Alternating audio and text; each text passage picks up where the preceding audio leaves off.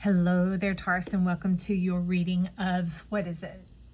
Abundance and Prosperity reading with me, Melissa Joy. Now, what is interesting is these little side cards here are talking about financial freedom. I absolutely love it. Down to your roots, down to your very soul, sniffing out to the marrow inside the bones. Now, you see this format laying out here. This is like a grid that we're laying on top of. Now, Aries came in and shook things up a bit, drew the chariot into the center field, the center playing field, and it's positioned right over the Wheel of Fortune. And it's calling this the Star of Wands. It's being able to know the mastery of your power, of yourself, of your permission, of your intent and your intention, and not just like manifestation and intention, but like human participation of melding and merging with that intention. Okay, friend? It's very visceral is what we're talking about. But this has come in to blast away any generational curses. That's what they were showing me through this Taurus North Node, is like really cleansing out that last bit of dross that was in the family line, even the family that you have not met. Okay, it could extend back centuries is what we're talking about. And that's what they've been standing here as, centuries. Okay, guarding over this family curse, being able to limit the love, the blossoming, the abundance, the reward, the fruit, the fragrance, the somatic part, the oh, wow, the satisfaction and fulfillment, and leaving it in this desolation of the mulling about and having to go about in the like beggar's lines. Now we're doing away with that because the Aries is actually a collective reading also. It was doing away with the slavery of mankind, those slaving away in order to provide our basic needs so that we have to go outside of ourselves to give something to ourselves. Okay, that's being done away with. And then we're moving into this double vision that we've been in over here, leading to all this disappointment, not being able to see things clearly, because if there isn't, that accurate vision, then how can you hit the bullseye? All right, we're ready to hit the bullseye, to do away with the shiz diz of the bull shiz, be able to put the fertilizer on the flowers and watch this garden grow. What garden? Your financial freedom garden, Taurus. That is what is showing up for you here. So let's get on in. Where do we want to begin with Taurus? Apparently that's just a background. That's some Chiron information. Getting rid of that hole in your mind, the masked marauder, the having to fight for your rights, that type of energy, into the serendipity, the perfection of youth and wisdom, merging with the flow.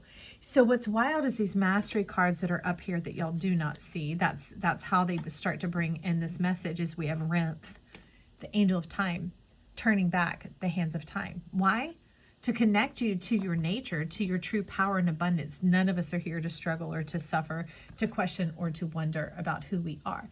But it begins to create this gyroscopic energy of returning unto yourself daily. All right, that's how it produces. That's how it flows. Life waits on nothing and no one, and neither should you. So with that, we've got, I see you, okay. You're like, give me some tea leaves.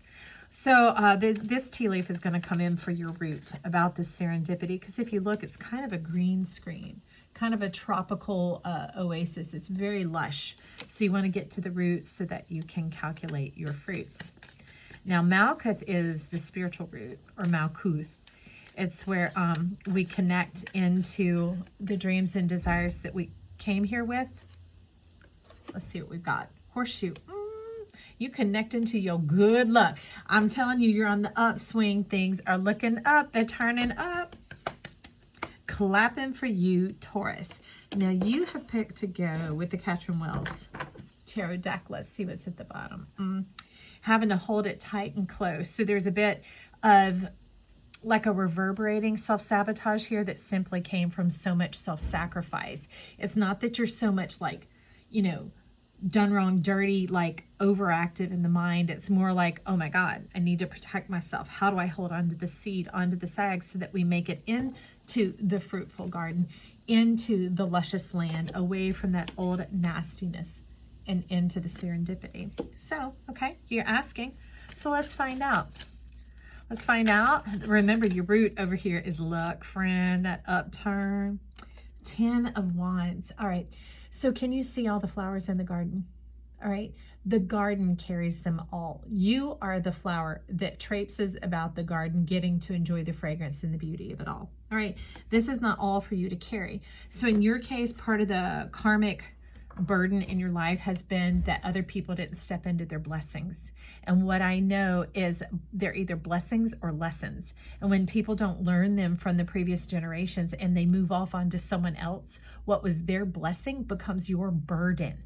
It is not a blessing unto you, but I can see with your mind, you've been attempting to turn it into such, to identify with it as such, but you're letting me know your abundance has a lot more to do with heaven, with air, and with dreaming ideas, those type of things, not so much the heaviness of the earth, which is right on time, friend.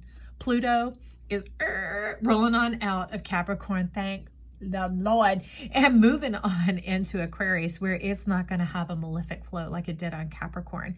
I am a Capricorn sun, and my Pluto is in Libra, and it's right next to my son's birthday, and he's been obliterated and demolished since Pluto, about 6 months, 8 months prior to Pluto fully moving into Capricorn and staying there. It has been otherworldly, cosmically divine. Now, some of you may have experienced this as well, because it has been firing off the karmic deeds is what I hear them talking about. So other people holding the rights to your blessings. I think I know how you feel about that, because I don't put my hand on my hip. So when my hand goes on my hip and I'm like pinching my nose, I'm like, okay, it's supposed to be beautiful, exotic, fragrant. That is your blessing. So let's go ahead and see what we can do to call this in right now. Okay. We're going to get on these right here. So initiation, Perth, the mystery, phoenix, hidden secret to soar in the inner perfection. How do we connect Taurus into their exotic blessing, their exotic ideas, their outrageous ideas, their stimulating ideas, fascinating ideas? The energies coming together, they are touching, but they want to meld and merge is what I see going on here. The hopes, dreams, and fears, blood, sweat, and tears, the hopes, dreams, and fears, they're butted right up against each other, but they haven't merged. Now, when they merge, they become the green. They become the activity of the heart and the magnetic resonance of the heart, and thus the action potential begin to flourish. And that, it sets on the flux capacitor is what we would call it. Think of like, what was that? Back to the Future. The flux capacitor is what created the acceleration for them to pierce the veil of time. Now, time, everybody can say, is an illusion and all that, but I can tell you time and space are punishments. So is gravity. We're supposed to be liberated from that, where we're always in this, we could kind of call it homeostatic balance in our body. It doesn't mean things never change. It just means it's always calibrating to stay in balance with the environment around you, okay? And that doesn't mean coming like some crappy stuff if that's what you be walking through. It just means that it ain't gonna harm you, so that you don't have to keep being concerned about your protection and bowing and burdening under these old things, trying to convert them into blessings. I think what they're saying here is your lesson is to let that go. And when you invest in you, your blessings will spring forth and flourish, and all the seeds of the garden will awaken in your field. All right, which is amazing. It won't have to awaken in you, because that will be harmful to your body. It will awaken in your field, your immediate environment right around you. You have access to the wisdom of it, to the, you saying weaponry, but I'm saying the calm down, because you don't need to be coming out ninjutsu cutting like Ginsu knives. No, it's this peace. It's this absolute freedom. It's this, the chest and the collarbones and the neck and the eyes and everything feeling open, feeling delightful. All right. Not just the quelling and the satisfying of the justice. It's literally happiness returning to like a flush and a flourish throughout your body.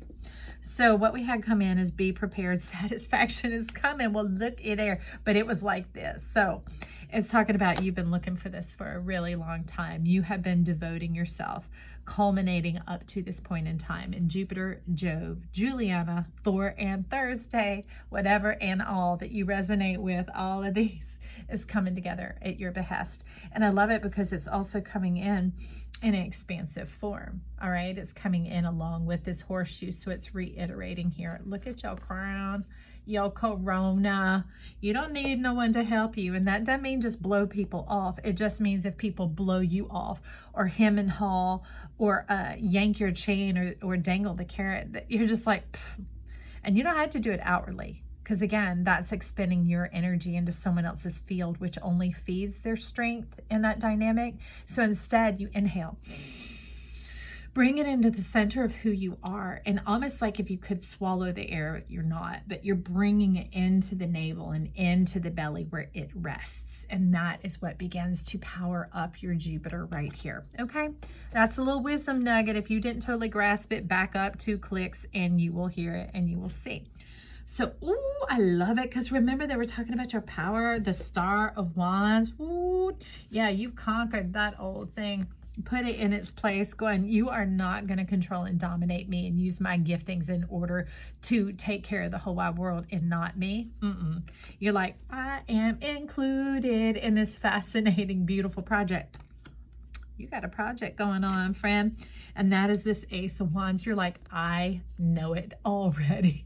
But look how it's in full swing. Can you see that? It is in full swing.